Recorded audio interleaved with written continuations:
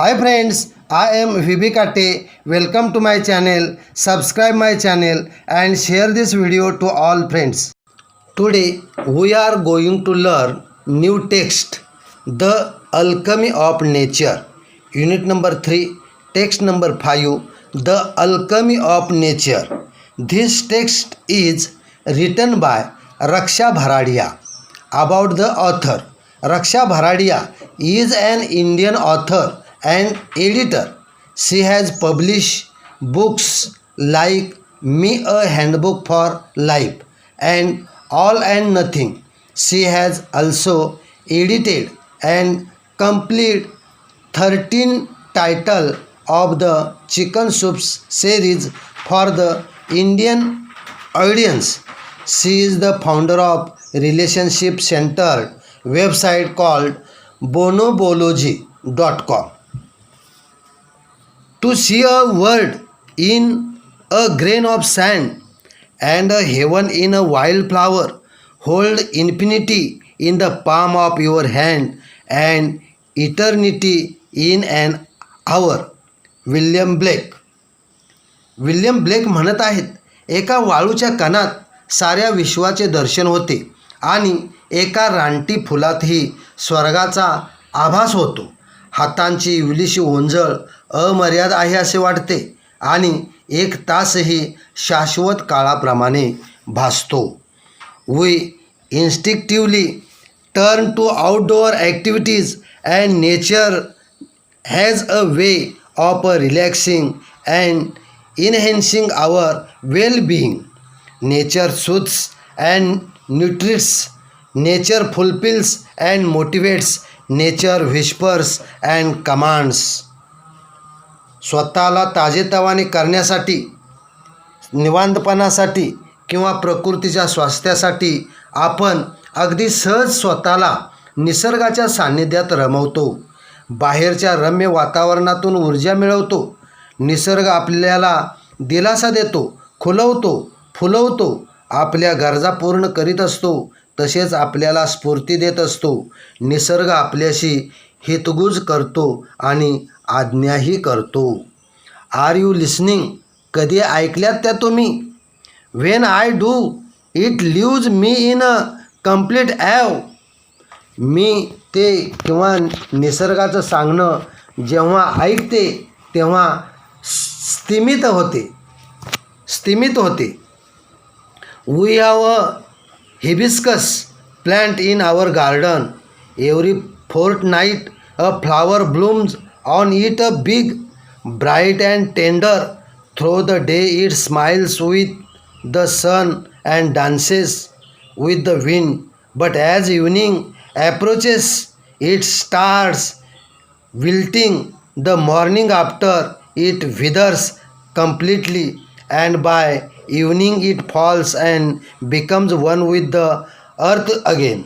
The flower comes to life only for a day, yet it does so in full splendor.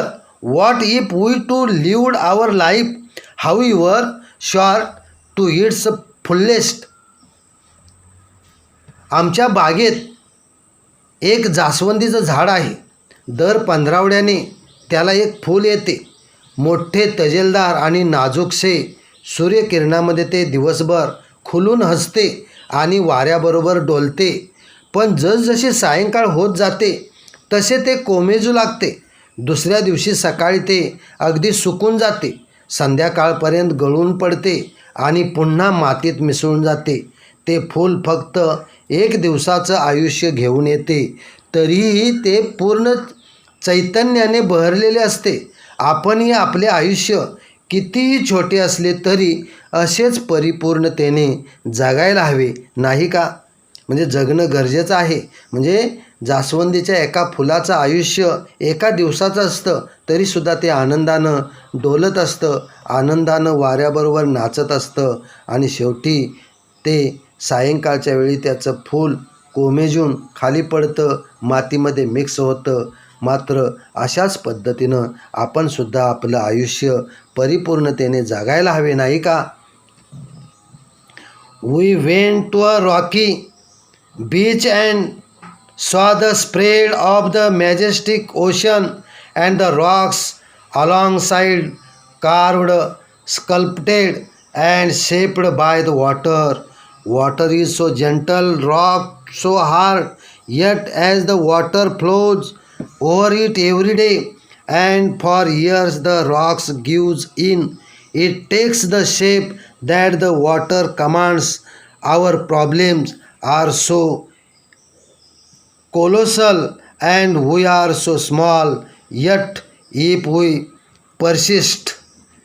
एका खडकाळ समुद्र किनाऱ्यावर गेले असताना या ठिकाणी लेखिका म्हणत आहेत की एका खडकाळ समुद्र किनाऱ्यावर गेले असताना समोर अथांग पसरलेला विशाल समुद्र आणि त्याच्या कडेने कोरीव शिंपल्यासारखे पाण्यामुळे आकार बदललेले खडक पसरलेले पाहिले. पाणी अतिशय सौम्य होतं आणि खडक अति कठीण. तरीही वर्षानुवर्षे रोज लाटांचा मारा झाल्याने खडकांचे रूप पालटले होते. पाणी वाहेल तसा आकार ते खडक स्वतःला देत होते. आपल्या समस्या खूप मोठ्या असतात आणि आपण अगदी लहान, पण तरीही आपण जर टिकून राहिलो तर. We saw small bits of grass peeping through the small cracks in a concrete pavement. It left us thinking, however impossible things may look, there is always an opening. एका कॉन्क्रीटच्या फुटपाथच्या भेगामधून गवताचे लहान लहान तुरे बाहेर डोकावताना पाहिले आणि विचारात पडले. एखादी गोष्ट कितीही अशक्य भासली तरी कुठून तरी तिला मार्ग सापडतोच. We saw a tree bare of all leaves in the cold winter months. We thought its chapter was over, but 3 months passed. Spring set in and the trees was back to its green majesty once again, and full of leaves, flowers, birds, and life. What if we too had the conviction that however difficult things are right now, it will not remain so forever. Remember this too shall pass. हिवाळ्याच्या ऋतूत एका झाडाला संपूर्ण पानगळीनंतर ओकेबोके झालेले पाहिले, उघडे झालेले पाहिले. असे वाटले की ते झाड आता वटले आहे. पण 3 महिने होताच वसंत ऋतूचे आगमन झाले आणि ते झाड पुन्नच आपली हिरवी श्रीमंती लेवून फुलापानांनी, पक्ष्यांनी आणि चैतन्याने बहरून गेले. गोष्टी आज कितीही खडतर असल्या तरी त्या कायम तशा राहणार नाहीत असा विश्वास आपल्यालाही का वाटू नये. लक्षात ठेवा, हे दिवस सरतील. And we saw any army of ants lugging a fly which was at least 10 times the ant's size. The ants organized themselves around the fly, lifted it on frail feelers and carried it to quite a distance, and their teamwork and perseverance were impressive. What if we too are consistent and organized? Focus and spider webs are delicate yet very strong. A rainbow colors the entire sky. एकदा एक मुंग्याची रांग पाहिली. मुंगीपेक्षा 10 पट मोठ्या आकाराच्या माशीला ओढत घेऊन जात होती. मुंग्या त्या माशीभोवती शिस्तीत गोळा झाल्या. त्याने आपल्या नाजूक मिश्यावर तिला उचललेले आणि लांब अंतरावर उचलून नेले. त्यांचे संघटित कार्य आणि चिकाटी थक्क करणारी होती. आपणही असे सातत्यपूर्ण, शिस्तबद्ध आणि लक्ष देऊन काम केले तर. कोळ्याची जाळी अतिशय नाजूक असतात, पण तरीही अतिशय चिवट. एक इंद्रधनुष्य संपूर्ण आकाशात रंगाची उधळण करीत असते. तशाच पद्धतीनं oyster take in a grain of sand, they open up with a pearl. Innumerable stars shine across the infinite sky. Clouds takes new shapes with every passing moment. The wind makes trees dance with the unhindered passion. Water, without hint of ego, changes its forms according to the decades dictates of the sun and the wind. When we see a caterpillar turn into a butterfly, a flower turn into a fruit, we experience the alchemy of nature. We touch it and become gold ourselves. कोळ्यांची जाळी अतिशय नाजूक असतात, पण तरीही अतिशय चिवट. एक इंद्रधनुष्य संपूर्ण आकाशाची किंवा आकाशात रंगाची उधळण करीत असते.